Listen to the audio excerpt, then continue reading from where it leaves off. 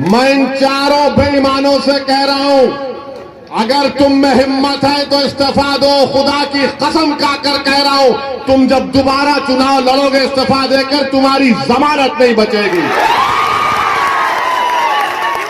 है तुम में हिम्मत तो बोलो, नीतीश को आ जाओ, तेजस्वी को आओ, तुम्हारे लिए कैंपेन करो। ओवैसी अकेला खड़ेगा, इन सबसे मुकाबला करेगा। मगर इस्तीफा नहीं देंगे, इस्तेसाल करेंगे। इनमें हिम्मत नहीं है इस्तीफा देने की। अरे तुम नहीं जीते, मजलिस की मोहब्बत में अवाम ने वोट किया। तुम नहीं, तुम्हारी जात नहीं जीती, सीमांचल की लड़ाई के लिए अवाम ने वोट दिया।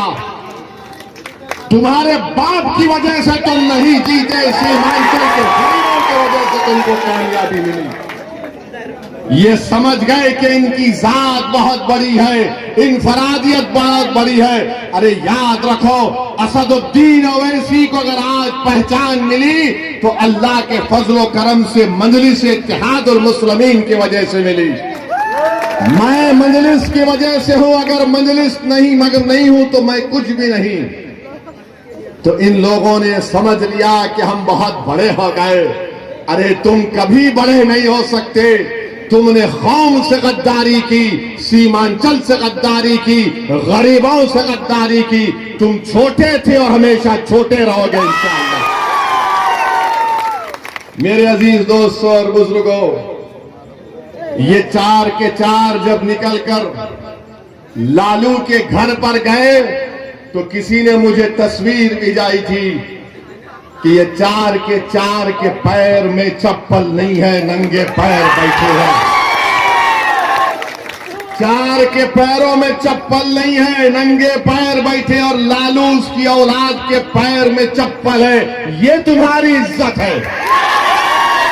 अरे हम तो तुमको अपने कंधे पर बिठाया था। सीमांचल की जनता ने, सीमांचल की जनता ने तुमको अपनी आंखों का नूर बनाया था, अपनी पहचान बनाया था, मगर तुमको इज्जत रास नहीं आई।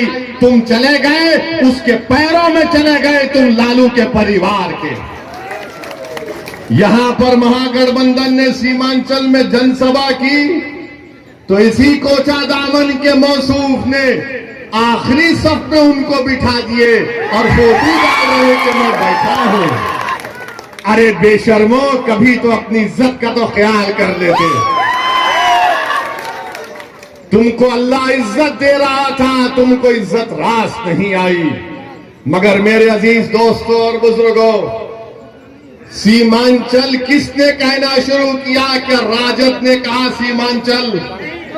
क्या लालू ने कहा सीमांचल? क्या नीतीश ने कहा सीमांचल? क्या मोदी ने कहा सीमांचल? सीमांचल अगर किसी ने कहा तो मजलिस इत्तेहादुल मुस्लिमीन ने कहा। आज हम सीमांचल कह रहे हैं तो सबको मजबूरी की हालत में बोलना पड़ रहा है सीमांचल, सीमांचल, सीमांचल।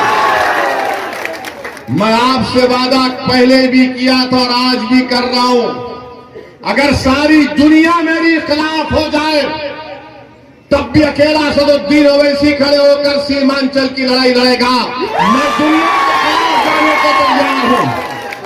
और जो लोग धोखा दिए सीमांचल की आवाम को, सुन लो, अल्लाह सुब्हाना व तआला तुमको जलील और रुस्वा करेगा।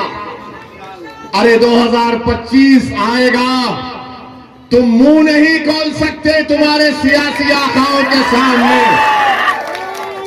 तुम आंख में आंख नहीं मिला सकते तेजस्वी यादव से, और नीतीश को तो तुम देख ही नहीं सकते। आज बताइए इनकी क्या अहमियत है? ये मीर जाफर और मीर सादिक की तारीख को उन्होंने दोहराया है। जिसने टीपू सुल्तान को, सिराजुद्दौला को धोखा दिया, ये इन्हीं लोगों के जानशीन है। मैं इनको मुबारकबाद देता हूं कि तुमने मीर जाफर और मीर सादिक की उस गद्दारी को तुमने जनता के सामने याद दिला दिया। अब जनता जान चुकी है, अवाम जान चुकी है। ऐवान असेंबली में अगर कोई लड़ता है सीमांचल के लिए तो ये लोग मंत्री बनकर बैठ गए, अपनी गर्दन मोटी कर लिए, अपनी गर्दन को मोटी कर लिए, और मगर सीमांचल के बारे में बात नहीं कर सकते। अगर कोई जुल्म के खिलाफ आवाज उठाता है बिहार की विधानसभा में, तो उसका नाम अख्तरुल ईमान है। अख्तरुल ईमान अकेला है, मगर मुझे यकीन है कि कोचा दामन में एक ही शेर काफी इनकी दड़ों के लिए। अख्तरुल ईमान लड़ता है ऐवान में, अकेला है। 5-5 या 6-6 मिनट की तकरीर अख्तरुल ईमान की उठाकर देख लो आप।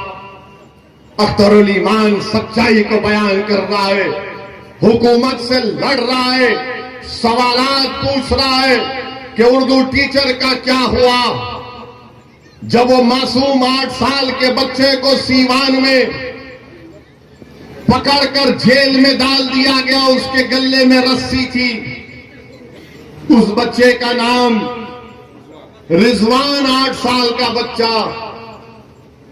ये जितने बिहार के विधानसभा में मुसलमान एमएलए जीत कर गए, क्या रिजवान तुम्हारा बेटा नहीं था इसलिए तुमने आवाज नहीं उठाई? 8 साल का रिजवान गले में रस्सी डालकर 1 हफ्ता वो अपनी मां से दूर रहा। उसकी मां पुकार पुकार कर कह रही है कि मेरा बच्चा बच्चा है। वो 16-17 साल का नहीं है। मगर बिहार में क्या बीजेपी की सरकार थी या गठबंधन की सरकार थी जो गुंगी बनकर बैठी हुई थी? रिजवान की मां पुलिस स्टेशन के आगे 8 दिन तक अपने लखते जिगर के लिए तड़पती रही कि मेरा बेटा अंदर है, मैं कैसे बाहर जिंदा रह सकती हूं। ये इंसाफ महागठबंधन का। 8 दिन तक एक मां अपने 8 साल के बच्चे की को तड़पती रही। किसने रिजवान के खिलाफ आवाज उठाई? किसने रिजवान की तकलीफ को अपने बेटे की तकलीफ की तरह महसूस किया? किसने उस तड़पती हुई मां के आंसुओं को समझा? वो मजलिस इत्तेहादुल मुस्लिमीन और असदुद्दीन ओवैसी और अख्तरुल ईमान थे जिन्होंने रिजवान के लिए आवाज उठाई। ये महागठबंधन के लोग क्यों नहीं बोले रिजवान के बारे में? अरे तुम बोलो ना रिजवान के बारे में, तुमने क्यों नहीं बोला? बोलो, इल्जाम लगाने वाले हम पर रिजवान पर नहीं बोले। वैशाली में गुलनार नाम की एक बच्ची, वैशाली में गुलनाज एक बच्ची का नाम था, उसको जला दिया गया। क्या गुलनाज के खिलाफ महागठबंधन का कौन सा मंत्री बोला? ये कोचा दामन का बेईमान जो भागकर तेजस्वी के पैरों में पड़ा, क्या गुलनाज पर बोल नहीं सकते थे? नहीं बोलेंगे। अख्तरुल ईमान वैशाली को गए,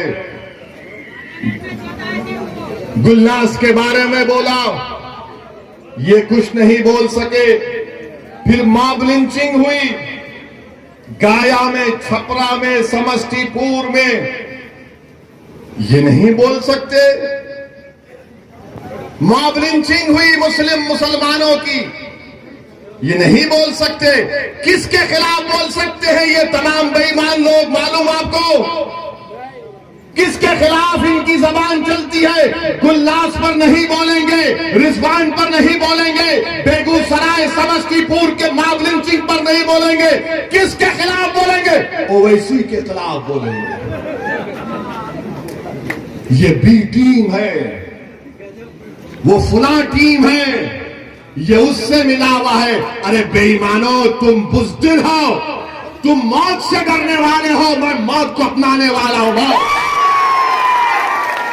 तुम मेरे खिलाफ बोल सकते मगर तुम्हारी जबानें गूंगी क्यों पड़ गई?